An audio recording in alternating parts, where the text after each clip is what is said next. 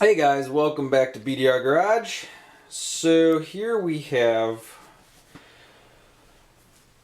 pretty sweet pocket bike I picked up last summer. Not running, and I did spray some silicone in the carb and got it to pop off for whatever that's worth. I've had GoPeds that like to pop off and not run. But usually those are ones they just start but don't actually run. Where this one actually kind of ran for a second, half a second, whatever. But the cool part about this bike, not only did I get it for pretty cheap, but it had a nice pipe, even though it's got a weird kink in there. Somebody put a big bore top end on it, HP filter, and a lightened flywheel. It had the rear brake. It actually did not have a front brake, but one of the other pocket bikes that I had, which I'm pretty sure was on one of my other videos, I stole this front end, so I don't know if you remember that. Because I needed the bracket I needed bolted to here, and I couldn't find the bracket, and I didn't really feel like trying to make one with the limited tools that I have, so I stole this one. The other one had a rear brake still, so now I have a front brake, and I figured if this one does go fast, I wanted to make sure that I had good braking. This one's going to get a rehab come spring. What I want to do with this one right now, the pull start was on there, broke, so I got some parts. I got a pull start. That is brake cable for the rear. Whole new throttle setup. That one has a throttle cable, but I'm just going to put a new one on because I'm going to put a brand new carburetor and filter on. I'll probably try to port that carburetor for later use on this bike. What else did I have? I was going to do... Oh, chain. Need a new chain. Long story short, I'm going to put a couple of these things on now, but what I wanted to do is test this thing out as is. See if it runs when it gets a little bit warmer and no salt outside. See if the tires hold air. They might need valve stems, and then I'll just try to run it and see how it runs and rides top speed, which with all those parts, probably only a few miles an hour faster, because I'm sure nobody touched anything else on this thing. And then what I want to do is just take this and probably put a fiberglass reed in. And then in high or HP clutch springs is probably all I'm going to do, unless they're already on there. I didn't check. And see how much difference the change is, and then this motor will probably be torn down and cleaned up on the inside, and see if we can get even more speed out of her. So right now I'll throw a couple parts on her, and although do I even have bolts for this? Oh, and and that's why the handlebars aren't even tight yet, because I swapped the front end over and I just kind of slapped it together, so you can even see that's not even tight. The axle wheel bolt's not even tight. So just to get it prepared for spring, I just kind of want to tighten everything up. And when there's no snow outside, I will put air in the tires and see if they hold air. So I don't think they got any air in them. No, I'm pretty sure it's flat.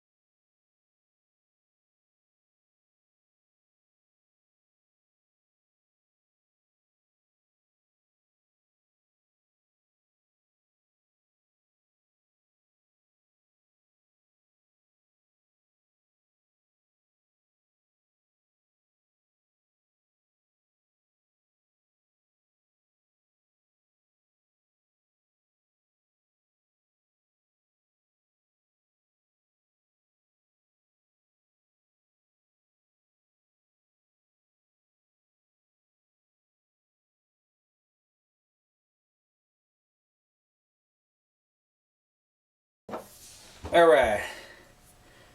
Nice angled one. You get in here and you crack it loose.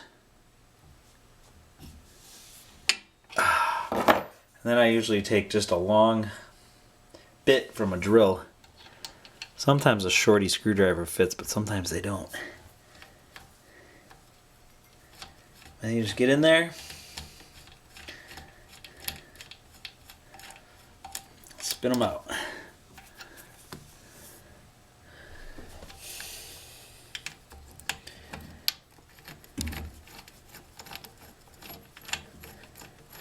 That's it. I mean, I should have did that 10 minutes ago, but you know, whatever. Woohoo. Keep my screws. Lost one. It's around here somewhere. Oh, that thing's dirty. Oh, yeah, I forgot. And then I need my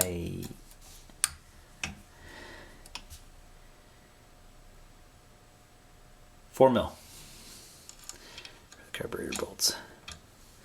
Get the one that has the angled on this side. Makes it really nice once you break them loose.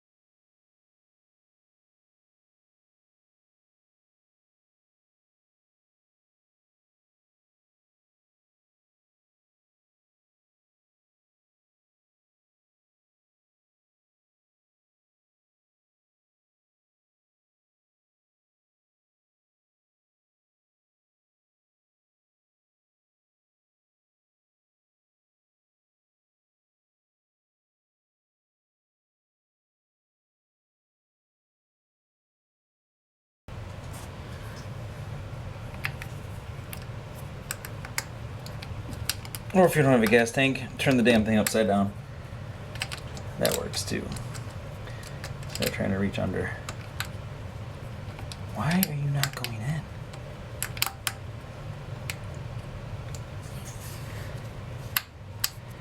Which is hard with one of these things. Alright, well, we'll assume I got it in. And then you just gotta put Put the new air filter on, simple screwdriver. I'll put some fuel lines in there. I think that'll pretty much be it for stage one. I'll check the air in the tires. I think I have a flashlight. I think the rear valve stem's okay. The front one, I might have a crack in it, but I've ridden worse. But again, this is just to get it going. I already have a spark plug in it, so pretty much. Oh, I gotta put my brake cable in, my throttle cable. So we'll do that here probably, for me it'll be a little bit later, for you it'll be a few minutes.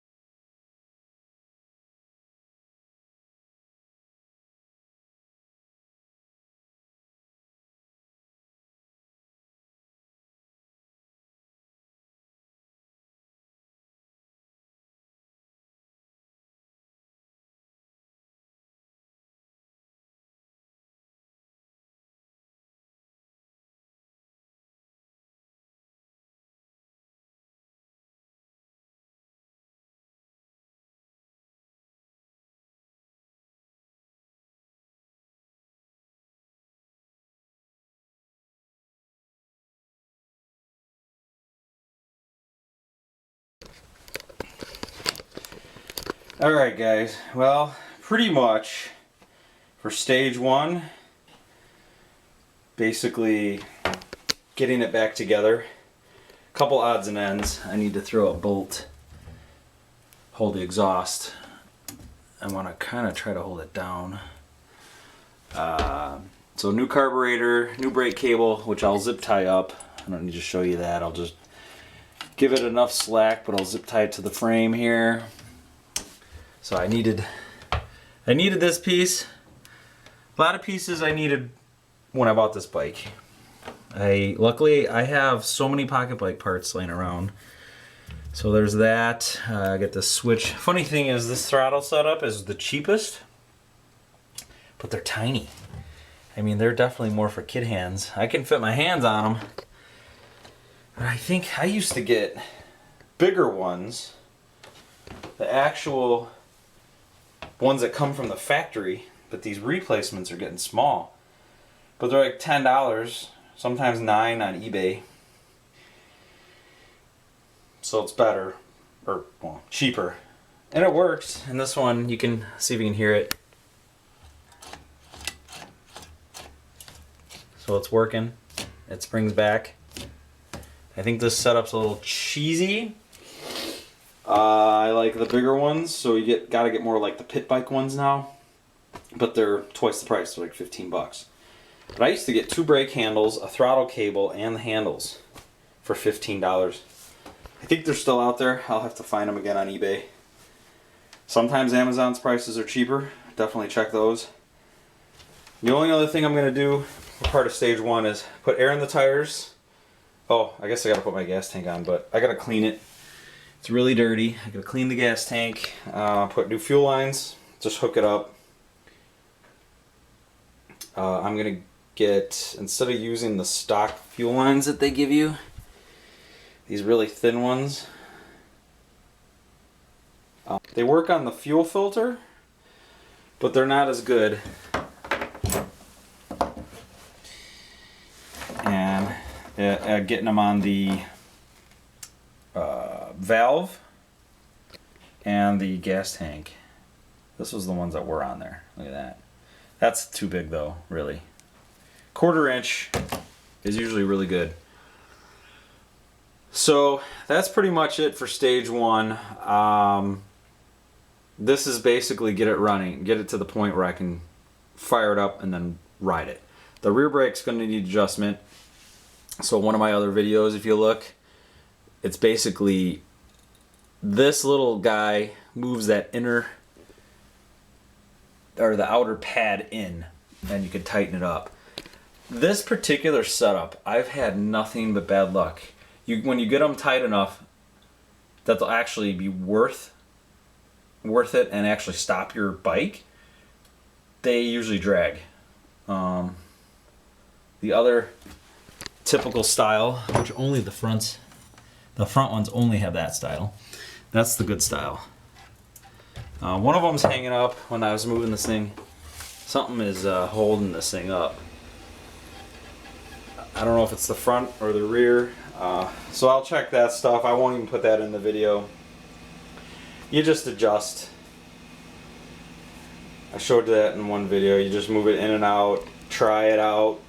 Even when you try to do it here and stop it, it's totally different when you got 180 pounds on it and trying to stop. So you almost need to make sure it grabs and locks up quick.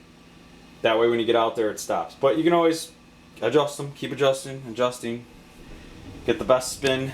I don't know if I can do this here.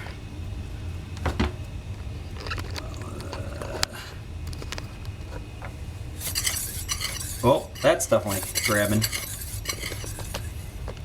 So that's gonna need to be looked at.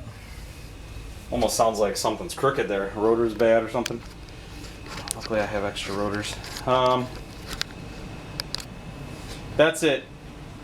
I'm only gonna make this a 2-parter. This one's probably a long video. I'm going to, off camera, just put the gas tank on. It's pretty self-explanatory. Use a heat gun to put the fuel lines on the tank. Heat up the fuel line, and then I gotta clean this tank too, and then you just slide it right on and then put some good clamps. I'll just use these hose clamps. I don't mind these, but this one's gonna get some work done, so I want good fuel lines. Plus it already has a big bore kit, so I need good fuel going to this bike. If it's a totally stock one, I don't mind using these little chintzy lines. You definitely gotta heat them up to get them over that valve right there, or the gas tank. Fuel filter, slide right on.